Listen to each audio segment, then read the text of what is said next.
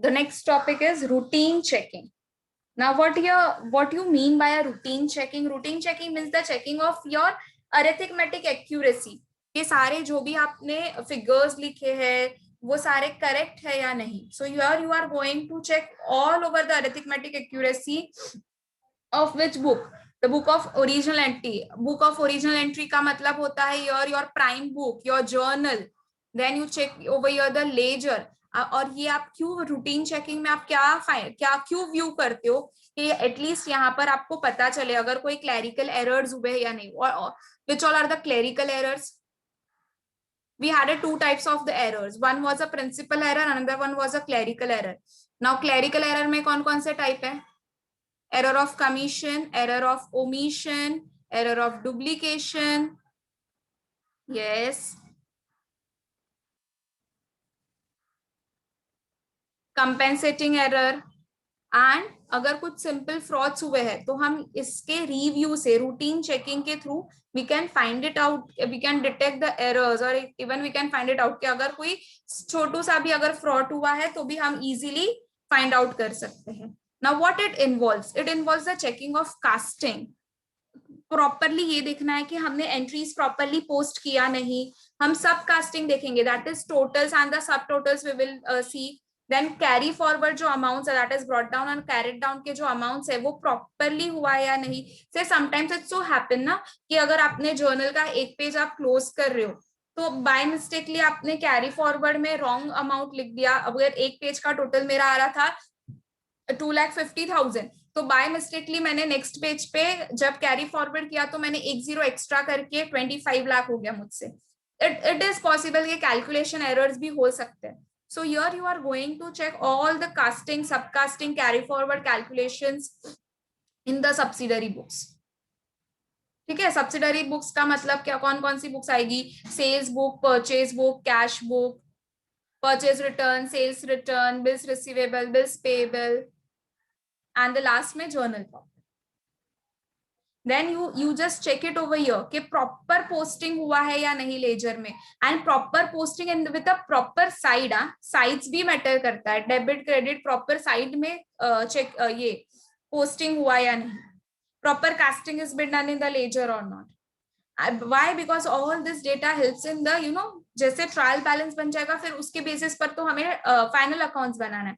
तो अगर यहाँ पर ही हमारे एरर्स है तो फिर फाइनल अकाउंट्स में भी जब when we will be doing the preparation of final accounts वहां पर भी कुछ हमें एरर्स मिल जाएंगे. So it even helps us in the extraction of the balances into the trial balance as well. So class, here the auditor can use a different kinds of the ticks for the routine checking.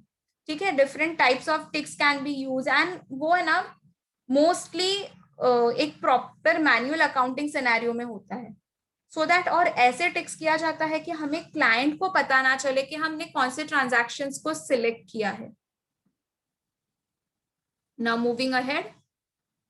Now features of routine checking. So what all are the features of routine checking? The first one is here you are going to check in detail. So the first point is detail checking. Your detail checking means each and every transaction step by step you are going to check it up. आप पहले journal से start करोगे, फिर आप उसका posting देखोगे कि laser में प्रॉपर हुआ है या नहीं, फिर आप इससे ये चेक करोगे कि प्रॉपर प्रिपरेशन ट्रायल बैलेंस का हुआ या नहीं. So here the efforts are being made to check the maximum number of the balances as well as the transactions. In depth you are going to check it up. The second one is a traditional system. It is a traditional system of an auditor also known as vouch and post audit. पहले क्या करते थे, पहले सी अभी जो transactions है वो काफी सारे इंक्रीज हो गए. पहले भी होते थे नो डाउट, बट इतना an number of the transactions नहीं होते थे. अगर आप ज्यादा से ज्यादा देखो तो बैंकिंग में बहुत ट्रांजैक्शंस होते थे और तब भी ना कोई हमारे पास कोई वर्चुअल सिस्टम्स नहीं थे. हैंड रिटन बुक्स होती थी. They used to write journal हाथ से बनाते थे. लेजर में पोस्टिंग हाथ से होता था. बुक्स मोटी मोटी बुक्स होती थी तभी. So this is a traditional routine checking is nothing but it is a traditional system of an checking. तो अगर कोई आपको पूछ रहा है कि what is the nature of routine checking, तो you will be saying that it is a traditional, इसका जो nature है वो traditional system है. इसके लिए इसको vouch and post method भी कहते हैं. Now the third one is the juniors. The work is usually done by the junior members of the audit staff. Obviously auditor के हिमसेल्फ के पास इतना टाइम नहीं होगा कि वो सारा रूटीन चेकिंग करे, तो वो क्या करेगा, अपने ऑडिट स्टाफ को ही विल बी डेजिग्नेट करेगा, and then the junior staff will be checking all the things in the details. Then he uses the different types of the ticks for the same, so that कोई सामने वाली party उसको identify ना कर पाए. So because of this using of a different ticks, routine checking is also called as tick work.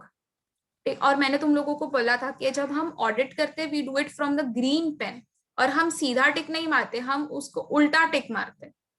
Auditor also use the colored pens for the same. Normally the pen which has been used is a green pen, but अभी इसके पास senior auditors always green pen use करते, but audit staff should use a blue pencils for doing the tick mark. ठीक है, और tick mark से हमें ये पता चलेगा कि हाँ हमने ये चेक कर दिया है. We will see the different types of the ticks which are being used. The fifth point is routine errors and the frauds. So it reveals जो भी रूटीन में अगर सपोज बाय मिस्टेकली, देखो पॉसिबल है कि कुछ एरर हो सकता है, कभी कभी एक्सपीरियंस पर्सन से भी एरर पॉसिबल है. सो अगर कोई एरर हुआ है या तो एक सिंपल फ्रॉड हुआ है, तो you can by this routine checking you can easily do. Routine checking का मतलब है इन डेप्थ चेक करते हो आप यहाँ पर. Okay, so errors and frauds can be easily revealed. Now we have a certain advantages as well as we have a certain disadvantages of routine checking.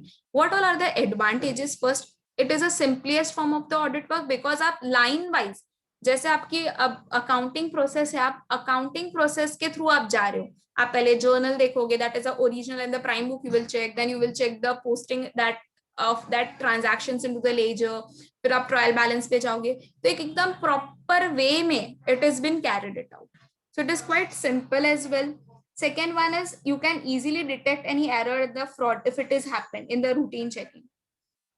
Third one is you can thoroughly check it up. आप सारे transactions को एकदम thoroughly check करोगे. Each and every transaction is thoroughly been checked.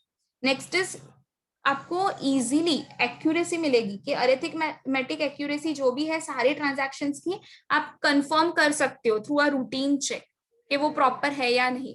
And हमने यहाँ इसके meaning में भी पढ़ा कि it helps us in the checking of the proper casting and the posting as well with its calculation. तो आप देखोगे अगर उसका मीनिंग है तो उसके मीनिंग से ही तो 3 एडवांटेजेस हमें मिल जा रहा है. Then it even gives the training because of this routine checking. एक training मिल जाएगा junior staff को. Auditor can provide even the training opportunities to the junior staff who are actually doing this work. तो एक इन लोगों की एक अच्छे से training भी हो जाएगी because of this purpose. Now see, if we have a advantages, वो सारे इसका disadvantage भी होता है. जरूरी नहीं है. तो लेट्स सी कि इसके भी क्या क्या डिसएडवांटेजेस है. देखो डिटेल में चेक करने के बाद आप एक ही काम अगर आपको मैं बोलूं कि इतने दिन तक करना है, for example if I am saying you कि for the last 1 month now रोज का रोज सिर्फ ऑडिटिंग के ही लेक्चर्स होंगे और आपको सिर्फ ये एक ही सब्जेक्ट पढ़ना है, तो many of the students will get bored because of this कि अरे यार we are not getting a variety of the subjects to learn, और सिर्फ हमें पूरा मंथ सिर्फ एक ही लेक्चर आ रहा है, सिर्फ ऑडिट का ही लेक्चर आ रहा है. So it becomes very much mechanical and the boring work in this. और ऑडिट स्टाफ जल्दी से बोर हो जाएगा अगर सेम काम अगर वो करेगा तो. Then second one is that it can detect only simple arithmetic errors and the small frauds. अगर कुछ कैलकुलेशन मिस्टेक्स हुई है, अगर कुछ कास्टिंग मिस्टेक्स हुई है, तो आप उतना अगर वो ही आप चेक कर पाओगे. बड़े बड़े अगर फ्रॉड्स हुए हैं, अगर मैनेजमेंट लेवल पर अगर वो फ्रॉड हुआ है, तो वो fraud may be it may remain untouch, उसमें वो रिवील ना भी हो पाए जूनियर स्टाफ से. सो अगर वेल प्लान्ड नहीं है तो आप डिटेक्शन नहीं कर सकते हो. Next is it is quite a time consuming as well because here you are doing the examination of each and every transaction and it takes a lot of the time because 5 या 10 transactions नहीं होते business में, we have n number of the transactions, so it is a time consuming as well as जितने time तक audit staff भी होगा हमें auditors को उसकी फीस भी तो पे करनी है, so it becomes expensive for the client even. Next is it is unnecessary in the case of the large business. अभी मैं तुम लोगों को बोलूं कि डिमार्ट का ही है, हम डिमार्ट का ऑडिट करते हैं और डिमार्ट में अगर रूटीन चेकिंग करना हो तो पॉसिबल नहीं है. 1 आवर में ही आप 50 to 100 कस्टमर्स आपको मिल जाएंगे. तो जहां पर भी businesses बड़े बड़े हैं, तो there you cannot apply this routine checking. There you need to then use some technology. तो ही वो possibility है, वरना it is quite difficult to do it. So this were the disadvantages. So हमने क्या क्या पढ़ा? हमने routine checking का meaning देखा. We saw the features, we saw the advantages, and we saw the disadvantages. It is quite a small topic. Now, see, these are the different types of the tick marks which are being used by the auditor. When to use, where to use, and how to use, we have to use the tick marks. So class, we are not going to discuss this in this class. In the next class, we will be starting with this. That is a type of the this marks.